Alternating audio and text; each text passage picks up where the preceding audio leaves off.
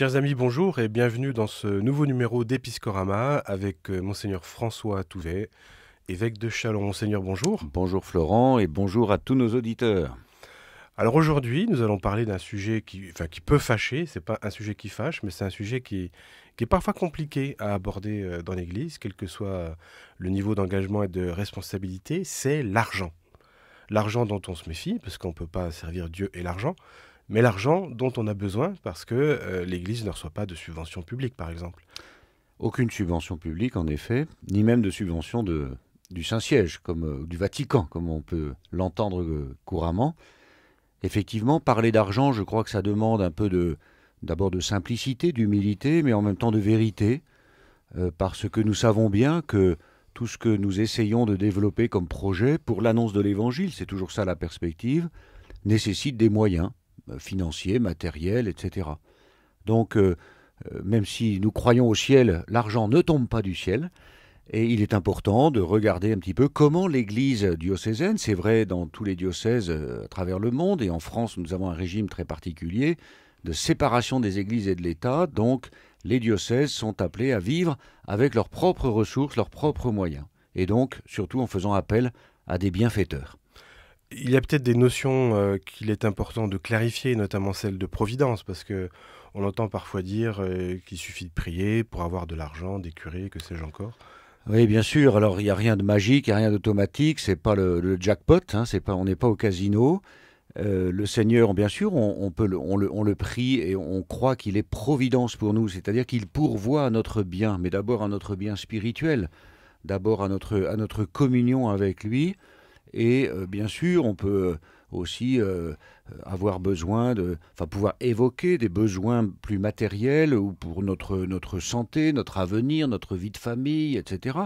Mais il n'y a rien de magique, il n'y a rien d'automatique. Et nous pouvons mesurer, essayer de lire les signes dans notre vie pour voir que le Seigneur a pu nous exaucer de cette façon-là ou alors d'une autre façon. Et peut-être aussi que la pauvreté que connaissent les diocèses en France à l'époque actuelle est un signe qui nous est adressé, un appel à vivre d'une autre façon, à nous organiser autrement. La gestion de l'argent dans l'Église s'inscrit aussi dans une fidélité au Christ qui ne pousse ni à la triche ni à l'anarchie. On pense à l'épisode des 2 drachmes, à l'épisode de l'impôt à César. Alors parfois on pourrait être tenté de se dire c'est pour Dieu, on peut prendre des chemins de traverse, et puis tant pis, on ne paye pas les impôts, ou on trafique, ou je ne sais quoi, mais c'est impossible. C'est impossible, et puis je serais bien gêné de dire que de telles pratiques soient envisagées, simplement. Nous sommes au cœur d'une société qui est organisée, qui a son régime juridique, légal, et nous nous conformons bien sûr à tout cet ensemble de lois, de dispositions, avec une organisation qui nous est propre, l'association diocésaine. Ce n'est pas une association 1901, c'est une association diocésaine. Les statuts datent des années 1923-1924, au lendemain de la Première Guerre mondiale, les accords entre le Saint-Siège et la République française. Mais bien sûr, il faut que nous payions nos impôts, il y a les taxes sur les salaires, il y a toutes sortes, il y a les cotisations à la sécurité sociale pour tout le personnel, etc. Et donc, il faut assumer, il faut préparer tout un budget pour voir un peu les dépenses auxquelles nous sommes soumis, et puis essayer de recueillir toutes les ressources nécessaires pour faire vivre tout cela. Alors, dans l'histoire du peuple de Dieu, il y a des figures qui se détachent parce que celui qui va prier pour les autres, celui qui offre le sacrifice, n'a pas forcément le loisir d'entretenir lui-même son troupeau, son champ, et donc les autres participent en quelque sorte à son entretien. Et puis il y a aussi la dimension de rendre à Dieu ce qu'il nous a donné. Est-ce que vous pouvez éclairer pour nous ce devoir finalement du croyant de participer à la vie de l'Église ? Moi, je prendrais comme exemple l'origine de la quête. Lorsqu'on fait la quête à l'église, on fait passer des corbeilles et chacun met sa petite pièce ou son billet. Bon. Et la quête, elle est encaissée par la paroisse et ensuite, cela rentre dans les moyens financiers dont dispose la paroisse pour la mission, etc. Au départ, la quête, c'était avec des éléments matériels. C'est-à-dire que chacun venait à l'Eucharistie, à la messe, avec des produits de chez lui, de son jardin ou de son troupeau, etc. Et le pasteur de la communauté, aidé des diacres, partageait pour les plus pauvres. Donc on voit bien l'origine de cette quête c'est pas simplement, il ne s'agit pas de faire de l'argent, mais il s'agit de répartir dans le mystère, dans la réalité de la communion ecclésiale, il s'agit de répartir les biens pour que chacun puisse vivre, grandir, s'épanouir de façon digne. Donc le partage, bien sûr, il est au cœur de notre vie chrétienne, au cœur de l'Évangile. Nous sommes invités à ne pas regarder uniquement nous-mêmes, mais d'abord à nous tourner vers les autres. Et donc lorsqu'on participe à la vie de l'Église, lorsqu'on prétend être membre de l'Église, Saint Paul nous dit d'ailleurs que nous sommes les membres d'un seul corps, et si un membre souffre, tout le corps souffre, si un membre est dans la joie, tout le corps est dans la joie. Donc il est important, je dirais même c'est vital pour ce corps, pour cette famille. C'est comme à la maison, lorsqu'il y a les parents et les enfants, on forme une famille, on participe aux événements de la vie de la famille et chacun y apporte le meilleur de soi-même avec son tempérament, ses limites, etc.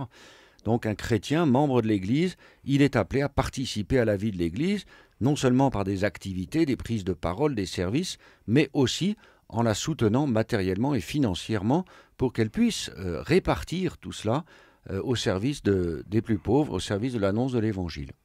C'est pour ça que c'est un acte dans la liturgie, qu'on ne fait pas la quête à la sortie. C'est pour ça qu'on fait la quête pendant la liturgie, effectivement. C'est pas un tronc à la sortie, à côté duquel beaucoup passeraient d'ailleurs sans verser leur petite offrande. Et c'est un acte liturgique, c'est une collecte. On appelle ça plutôt la collecte à ce moment où on présente le pain et le vin à l'autel. Et c'est l'Église qui, sous le regard de Dieu, avec discernement, va répartir tout cela. Non pas ça va pas dans la poche du prêtre, hein, ça va pas dans la poche du prêtre, ça l'aide pas à acheter sa voiture, c'est pas vrai ça, mais c'est pour la paroisse, pour les activités de catéchèse, pour le chauffage de l'église, pour payer les impôts, etc. Alors, ce qu'on peut dire aussi, c'est pour les gens qui n'auraient jamais de monnaie, c'est une petite astuce, parce que ça arrive de plus en plus, hein, les choses sont de plus en plus... Bien sûr, il y a des nouveaux moyens aujourd'hui, oui.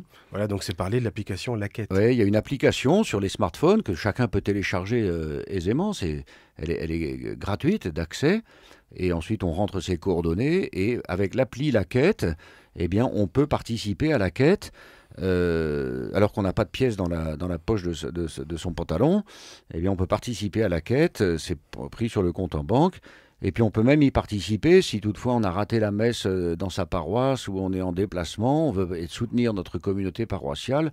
À l'autre bout du monde, vous pouvez participer à la quête à la cathédrale de Châlons ou à l'église de Sainte-Menou. Voilà, c'est la quête, une appli. Voilà, donc il ne faut pas avoir peur de sortir son smartphone. Voilà, alors effectivement, on voit ça de plus en plus dans les églises maintenant. Les gens ne sortent pas leur smartphone pour passer un coup de fil ou rédiger leur message. Bon, encore que ça peut peut-être arriver pour certains.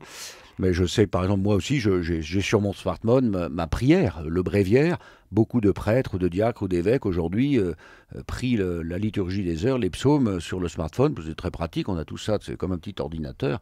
Ça évite de transporter un ouvrage, un livre. Alors, parlons aussi un petit peu d'argent, parce que le diocèse de Châlons, on peut dire que ça compte parmi les petits diocèses ? Je pense qu'on est on est gros parmi les petits. Gros parmi les petits. Voilà. Et alors, combien d'argent il faut pour faire tourner un diocèse comme celui de Châlons ? Eh bien, écoutez, on a, je ne sais pas si je peux dire, si on donne des chiffres, des grandes masses. Des grandes masses. On a à peu près 4 millions d'euros de dépenses chaque année. 4 millions d'euros de dépenses. Et il nous faut 1 800 000 euros pour faire vivre le personnel, les prêtres, tous les prêtres au service du diocèse, plus nos salariés, plus les religieuses, et maintenant un jeune aussi en formation en année de propédeutique. Donc c'est énorme. Il faut à peu près 900 000 euros pour les prêtres et 900 000 euros pour les laïcs en mission, les religieuses. Ça, ce sont des chiffres, c'est la réalité. Et le denier de l'Église, on va peut-être en parler, bien sûr, c'est cette collecte chaque année. Avec le denier de l'Église, nous récoltons 1 million seulement. Donc à chaque fois, il manque 800 000 euros. Et c'est pour ça que nous relançons nos bienfaiteurs et que je profite aussi du micro de RCF pour relancer cet appel, parce que j'ai vraiment besoin de tout le monde pour que l'Église diocésaine puisse déployer sa mission. Alors ça peut paraître énorme, mais en même temps, j'ai comme beaucoup des attaches à Paris, et notamment dans une paroisse dans laquelle j'ai de la famille, dont le budget est 2 fois celui-là. Donc, bien sûr. Tout est relatif, on va dire. Tout est relatif. Là, c'est à l'échelle de la réalité humaine qui est la nôtre. Il y a 280 000 habitants dans le diocèse. Le clergé, il y a 55 prêtres environ, dont une vingtaine qui ont moins de 75 ans. Il y en a 35 qui sont retirés, même s'ils sont toujours actifs pour certains, bien sûr, mais ils ont un régime social de retirés, de pensionnés. Et puis nous avons besoin de travail de salariés, que ce soit dans le domaine administratif ou dans le domaine pastoral aussi, dans les services diocésains ou dans les espaces missionnaires. Alors cette collecte du denier, elle devient parfois très compliquée, très difficile à réaliser, pour tout un tas de raisons. Les donateurs ne sont plus forcément les mêmes qu'hier, il y a moins de fidélité, plus de coups de cœur. Et justement, pour se former à bien la mener en paroisse, il y a bientôt un congrès du denier, le printemps du denier. Qu'est-ce qu'on peut dire pour encourager ceux qui y ont été invités à s'inscrire? Je crois qu'effectivement, nos donateurs sont surtout de l'ancienne génération. Et il est important, il y a une habitude qui a été prise dans toutes les familles, et aujourd'hui ça a du mal à se transmettre de génération en génération. Et donc j'invite bien sûr très largement toutes les personnes qui s'intéressent à la vie de l'Église, et qu'on ait 30 ans ou 50 ans, venir à ce congrès du denier avec nos diocèses de Champagne à Ardennes, à l'Épine. C'est le 19 octobre, samedi 19 octobre, toute la journée, pour s'intéresser à la question du denier, pour en comprendre les enjeux, pour essayer d'apporter aussi des idées, pour contacter de nouveaux donateurs. Souvent j'écris, moi personnellement, à ceux qui nous envoient des offrandes importantes, je leur écris en leur disant « mais je compte sur vous pour essayer de transmettre aussi cet appel, puisque vous êtes très généreux, eh bien vous avez sûrement cette capacité aussi à parler des motivations qui vous animent. Et donc, si chaque donateur pouvait trouver un nouveau donateur, eh bien, ce serait vraiment assez remarquable. » Alors, pour tout renseignement, il suffit d'appeler le diocèse, l'évêché, au 03 26 68 07 03. Donc, pour s'inscrire à ce printemps du denier, on compte sur toutes les bonnes volontés. Oui, Voilà. et puis là, au mois de septembre, on est à juste la moitié de la collecte espérée pour l'année. Donc, il faut vraiment, dans les 3 mois qui nous restent, que tout le monde s'y mette. Voilà, donc ça va demander des collecteurs, des personnes bénévoles qui s'attellent à cette grande tâche. Il faut en parler, il faut donner les papiers, il faut expliquer, il faut poser des questions, se renseigner, n'hésitez pas. Monseigneur Touvet, je vous remercie. Merci. Et je vous donne rendez-vous à bientôt pour un nouvel épisode d'Episcorama.